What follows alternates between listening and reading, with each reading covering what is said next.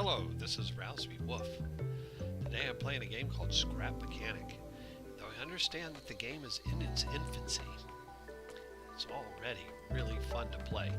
It's pretty much a sandbox game that uses machine components that allows you to build machines from your own imagination. Machines are easy to construct, the program's easy to use, and some of the machines actually work. Today we're going to talk about a controllable flying machine that we see here. Now this is the evolution of many flying machines that I made that pretty much would just launch you in the air, roll over, and then slam you in the ground with what would be fatal results. However, your character in the game does not die, nor do your machines break when you have accidents. And this is really good because it allows you to try again. This machine that we're going to be seeing today is the evolution of many failed efforts. So, without much more fanfare, let's go ahead and hop in, take it for a flight. For those of you who are perhaps interested in this, would like to create one for yourself, I'll discuss later in the video how I built this. Those of you already familiar with scrap mechanics can probably already see how to build it here because it's a fairly easy machine to build. 3, 2, 1, let's fasten our seat belts and go for a ride. Alright, we'll pitch it forward, fly this direction. You can see a shadow there down to the right of the flying machine. The graphics on this game, I think, are marvelous.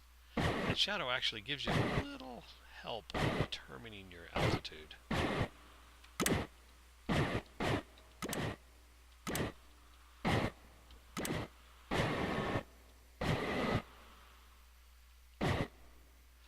like to try to maintain my position behind the cockpit here with the camera view to help me see where we're going.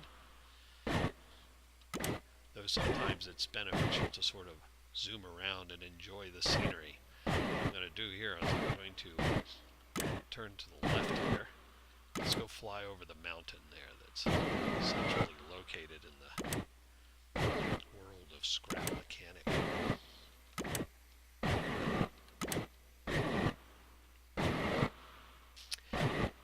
If during the process of watching this video you happen to see down there automobile, I lost my rocket car.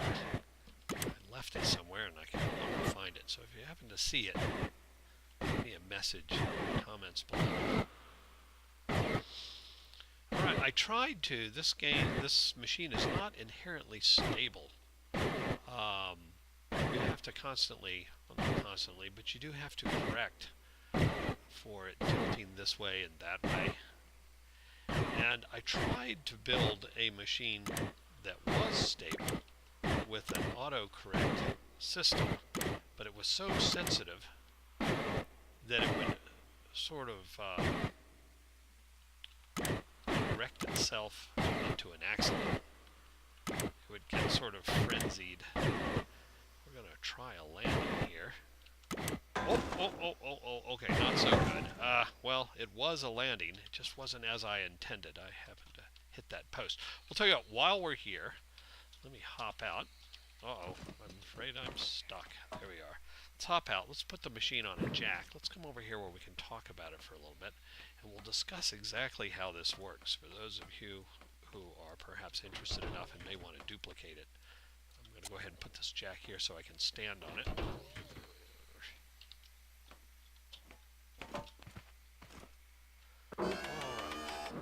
It starts with a 10x10 wooden platform that is the cockpit. Placed on it is a single cockpit seat, and then you'll notice there are 6 buttons located around it as well. If you look here, the support is actually this right here, the long railing staircase. And we put 4 of those beneath it to serve as landing gear. If you call what I just did a landing. And then there are 4 rocket engines down below. Let's take a look at these. Here we have, these are the thrusters that lift the machine and propel it forward when you tilt the machine in the proper direction. All 4 of these are set to maximum thrust, and as you can see here, they are mapped directly to the pilot seat, which the default is the W key for acceleration. So when you use these in a vehicle, W is your forward. That is the same thing that's mapped here to these 4 engines so that they thrust simultaneously. Let's go up.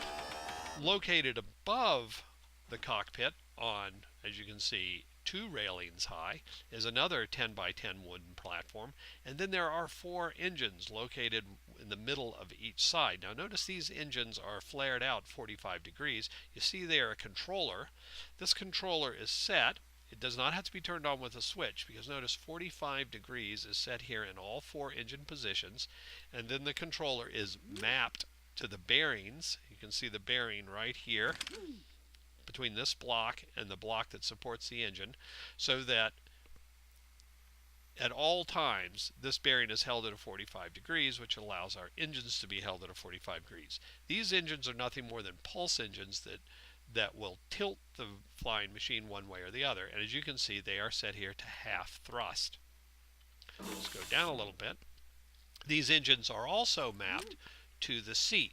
If you map your buttons here, I have put 6 buttons around the cockpit seat, and then if you map them to the cockpit, then they will take on these numbers of the keyboard. This is not anything that you have to do. It happens automatically in the program. It is the default. As soon as you tie this button to the cockpit seat, these numbers will be assigned to it. Now, I did them in such an order that button number 1, keyboard key number 1 is mapped to the forward engine, which when pulsed rocks the machine rearward. Number 2 is mapped to the left engine, which will tilt it to the right. Button number 3, let's get off and run around here. Button number 3 is mapped to the right engine, which tilts it to the left, and button number 4 is mapped to the rear engine, which tilts it forward. Now there are 2 other buttons here.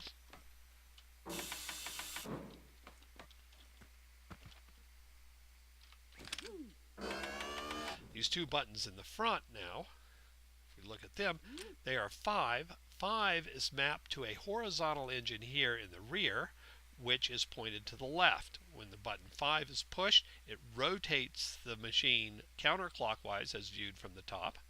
And button number 6 is mapped to an engine in the front, which is also pointed to the left, which will rotate the machine clockwise when pulsed. So what we have here are 1 through 6, which control and position the flying machine so that the thruster engines can then push it in that direction. So with this knowledge, let's go for another flight. All right, and we have liftoff. There we are. Our height is controlled by pulsing the thrusters on the bottom and letting gravity bring it down. Thrusters up, gravity down. And we can see from the antenna next to us, now we're climbing. Now if we want to go to the mountain, I'm going to push thruster 4, lean us forward, and off we go. 1 to sort of bring us back a little bit.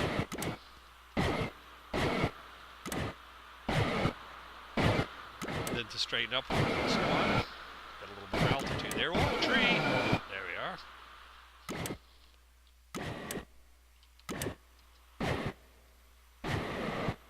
And you can see as I'm tilting to the left, I pulse number 2, and it tilts me back up to the right. I'm tilted forward right now, which allows me to go forward, and I'm approaching the edge of the game, so I'm going to fire number 1, tilt us back a little bit to arrest our forward motion, 3 to right us. Now watch, I'm going to fire the rear engine, which is going to rotate me counterclockwise. That'll be keystroke 5. See how we're rotating.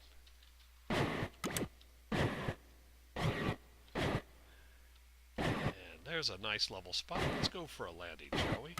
Number 1 rights us. Got to arrest our forward motion.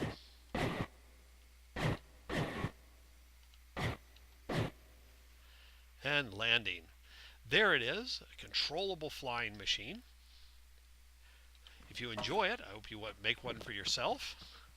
There's a lot of room for improvement here. I'm sure that some of your genius can be poured into this, and a little bit of imagination. We can come up with some improvements that'll make it easier to fly.